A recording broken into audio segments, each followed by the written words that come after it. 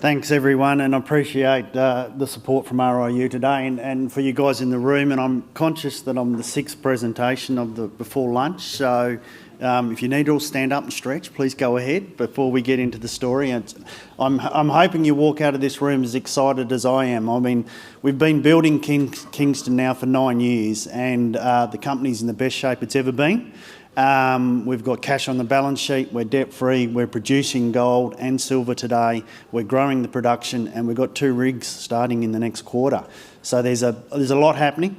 We've gone from 3 people to 140 people since we started in 2016, so it's very exciting times. Those 2 little pits you can see there is Pierce North and South. That's where our current production comes from. They've got less than a year to go, and then we're into the underground. This is a historical underground, so it's restarting an underground. We've got 2 declines. We're already in there bolting and meshing and getting them ready for production for next year, and I'll talk to you about that. But I will just point out the smaller pit to the north there is Pierce North. That's running just over 2 grams per tonne gold and about 25 to 30 grams silver. And the bigger pit to the south, called Pierce South, is running over 3 grams gold and nearly 50 grams silver. So that's the next 9 to 12 months worth of production you're looking at there. So it's good margins and good cash flow coming in this financial year. And I do expect us to build our cash position and deliver more free cash flow to our balance sheet. I'm going to talk you through the transactions we've done. So we've just completed our 3rd asset sale since Kingston's been going, and we now are fully focused on growing in New South Wales and the east coast of Australia and Mineral Hill. So currently producing gold and silver. Gold is 90% of our revenue. If you want to do the maths and once I start getting to it, copper will start by the middle of next calendar year. So about June, July, we should be starting to feed the underground ore. We are doing an aggressive drill out. Mineral Hill was drilled, well, it was discovered turn of the century. One of our MLs was granted in 1955. It was drilled out in the 70s and 80s. This drilling program we're about to kick off, it's 20,000 metres this year and another 20,000 metres next year, is the largest drill out in several decades. We have an approved and operating plant. It's approved to double the current throughput. So I'm going to talk to you about that. We have a strong balance sheet, thank you to our recent transactions, which I'm going to get to shortly. The position we're in today was where we're trying to get to 5 years ago. It just always takes longer. But now with our cash on our balance sheet, we're hoping to really fast track our growth, particularly at Mineral Hill, because we see this asset as an under-invested and unloved project that we bought for $23 million in the start of 2022, and we're going to do over $100 million this year in revenue alone. So we're in a very exciting place. I'm going to speed up because that took way too long already. So Mick Wilkes is our chair. He's been with us since 2017, 2018. He's built 4 gold mines and copper mines. I'm a mining engineer who loves underground and has a lot of experience in underground mining. I've got to get used to drill holes and exploration. There's a few people in the room that know me quite well that know I'm not very patient, so I've got to let the geos drill these targets we've got. Tony Wiebe, he was also one of our founding chairmen. He was chairman of YTC, some of you would remember, which become AMI today, and they built the Hera project. So Tony was there then, and Stu Reckner's also in the room somewhere, I think. One of our other directors is a geologist and lawyer. We have built the team out. As I said, we've gone from 3 people to 140. We now have a full-time CFO. He's relatively new as a CFO, but doing a great job. We've got a brand new general manager, Melanie, at Mineral Hill. So she's a mining engineer and metallurgist with the first-class ticket running Mineral Hill for us. Stu Hayward is our chief geologist. We've got Stephanie Gallen, because as I said, we've gone to 140 people. We've had to hire a lot of people, and we are hiring today because we're an owner miner. So the open pit mining is 100% done by Kingston, and the underground mining is going to be 100% done by Kingston. Jeff Merrill was the general manager of Mineral Hill for the last 10 years. He is now in charge of projects and expansions of Mineral Hill. And Andrew White, also in the room, geologist and financial, a bit of an expert, and helps with the modelling, because these projects and getting the modelling right is very important. So this is our capital structure. We've got 840 million shares on issue. There's 130 million warrants there. They are all in the money. That's $11 million worth of warrants there. We are currently capped at about 115 million, I think, a little bit more than the 109 today. Our cash is at 30 million, and we should hold that number for this quarter and into next, and then you should be looking for that to continue to grow. I am looking to try and generate 15 to 20 million of free cash from Mineral Hill this financial year. We also have another 7.4 million of cash on the balance sheet, which is for our environmental bonding. Very supportive for very strong shareholders. They've been with us most of the time from the beginning, particularly Delphi, Winchester and Farjoy. Quintana is the group that we actually purchased Mineral Hill off. So we did pay $23 million for it, but most of that was equity. So I've talked about the pits, Pierce North, Pierce South. That's what's going to produce gold and silver for the next 12 months. Last year's production was modest. It was 12,000 ounces. We're expecting to grow that towards that 20,000 ounce mark this year and then continue to grow. We have aspirations of getting Mineral Hill to 60 to 70,000 ounces of gold equivalent per annum. We think we've got the assets, we've got the approvals and we've got the people to do that. So a little bit about Cobar. It's a very, very interesting area. There are a lot of companies, a lot of management teams.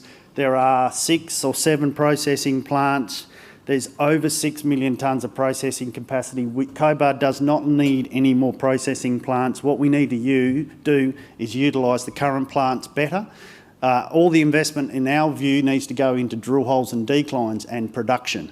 So with our plant being down here, Mineral Hill, down in South Cobar, it's a polymetallic plant. We can produce copper con, lead con, zinc con, gold doré, silver doré. We were just doing gold and silver doré. Today we're selling gold concentrate with silver credits and gold doré with silver credits. So it's a multi-purpose plant built perfectly for Cobar. There's only one other plant in Cobar that can do all 5 metal production as well, and that's at Peak. So we think that the CILs are the secret sauce to the profitability in the Cobar Basin, and it's what's been making the big difference for us today. Picture in the middle just demonstrates the ML, and then it's obviously to the third picture there's also another overview of the asset we have today. It's actually a very small footprint, but in that 2.5 kilometres there's 8 ore bodies that have been discovered and mined. So I'm pretty confident we're going to get a 9th and a 10th. We just need to drill. So this is the strategy on a page. We want to accelerate the drilling. I'm going to talk to you about that in a minute. We want to expand, do 2 expansion studies in the next 12 months. That's on the Jack's Hut underground and open pit and the Parker's Hill opportunity. So we've already got those 2 projects. We already own them. They're resources within our company and within our control. We are considering third-party resources and toll treating. Everyone says, why don't we toll treat for lots of people? Well, our plant's full right now, so we don't actually want to toll treat for anybody. But we are trying to underpin an expansion of this plant, and to do that we need to do the work, we need to drill holes, we need to do the studies, and then justify the expansion. So it's really quite simple. Focus on extensions on our current resources and exploration of our current resources. We're going to get out onto the regional targets. There's a number of targets we have that have never been drilled, and we are looking at project level acquisitions at the moment for Mineral Hill, nothing at the corporate level. This is the underground. This has got a reserve which we will update in the next 6 months as well. The resource update is due very shortly. You should be looking for those sort of numbers, you know, around this 3.8 million tonnes, but an increase in measured and indicated so that we can increase the reserves. So we're very focused on basically delivering a mine plan that can give shareholders confidence that we can keep building the cash and keep growing the business. So we don't have to keep coming back for equity and debt facilities, which has been the cycle we were in for the last 3 years. We've now broken that. There's a mine plan. We are updating this mine plan, but we will be taking the first cut in this underground next quarter. So we look forward to bringing that news to market as well. Recent drill results, cracking gold and copper hits underground here. 8 metres at 42 grams, 1.7% copper. 4 metres at 12 plus silver plus copper. 14 metres at 19 plus the silver plus the copper. So it's a very interesting ore body. It just needs to be drilled and loved. It was mistreated, or I would say previously in its life. So we're just trying to treat this with good science, drill the holes, do the geology, do the network, do the engineering, and then produce the metal. Just 101 mining if we can. We are not perfect. We make mistakes on the way. We even stumbled when we started the pits with the blasting, but we're recovered and we've moved forward.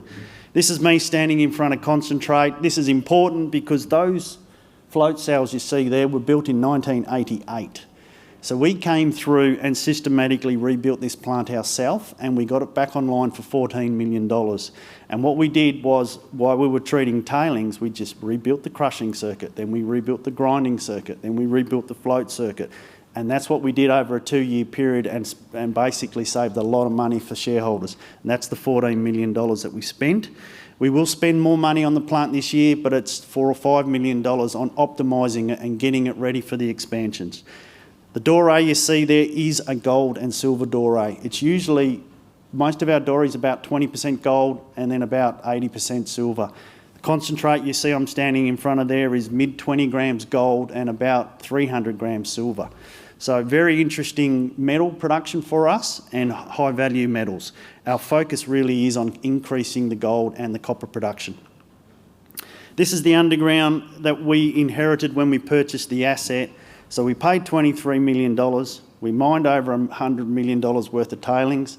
We're going to sell $100 million worth of gold this year. And on top of that, we got 2 declines, 2 undergrounds. One of them we've already pumped out. We've bolted and meshed. We're back in, and we're going to start mining shortly, and then we're going to get onto the second one. So this is all very interesting because this underground's only 300 metres deep and about 1.5 kilometres of strike length. So that's all pretty interesting. You can see those drill holes there. We will be drilling those in October.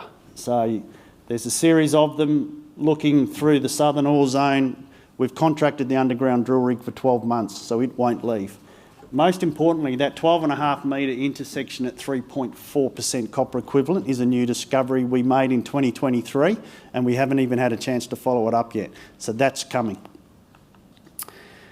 Our first exploration target, and as I said, I've got to get used to geos doing exploration holes.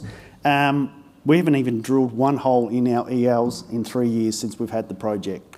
This is our first lot of drilling. It will start in the next few weeks. We have just contracted the surface drill rig and it'll arrive on site very soon. The target's called Bogon. You can see the lead soil anomaly there next to the Mineral Hill lead soil anomaly. So we've tried to give you a comparison of potential scale. We don't know what's there yet, but it lights up like a cracker on the geochem and the geophysics as well. So we're pretty excited about this as our first step out target from the Mineral Hill mine. Then we're going to go, the next 2 I think we're going to drill as Long Panel and China Workings. So we're systematically just going to work out from our ML along this 45 kilometres of strike that we've got. We've got Talisman drilling to the north. Sorry, they were drilling at Ripponterra North. They were drilling at Durnings. They're drilling over next to Clayton's Dam at the moment. So we've got people making discoveries around us. We know what we've got at Mineral Hill. There's already been 8 ore bodies there. We're pretty keen to get onto these other areas and drill them out. I'm going to just jump one more before I summarise. This is the recent transaction. We just completed this in July. So we owned the Missima Gold project for 8 years. We drilled it for 3 years, 24/7 for 3 years, then progressed it through all the studies. I would have loved to have built this asset, but it was just too big for Kingston. It was a $500 million capex. We've just sold it to Octetti for $95 million. We've received the first 50, which is what you've seen on a balance sheet. So we've paid down our debt and have now a very strong cash position.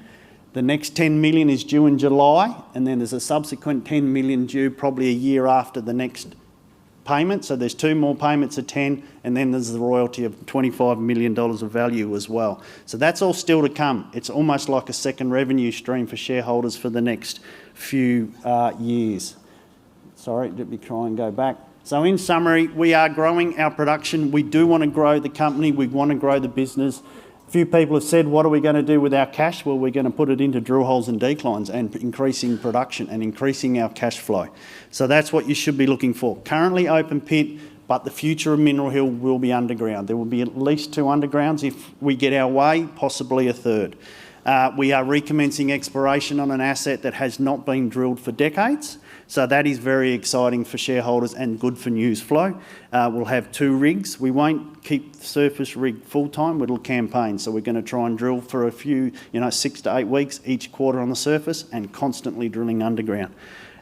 We are growing the asset to be of meaningful scale. 20,000 ounces is not big enough for what we think it can do at Mineral Hill, and I'm sure everyone in the room would like to see this asset at 60 or 70,000 ounces gold equivalent. It will always produce other metals than gold. There'll always be credits.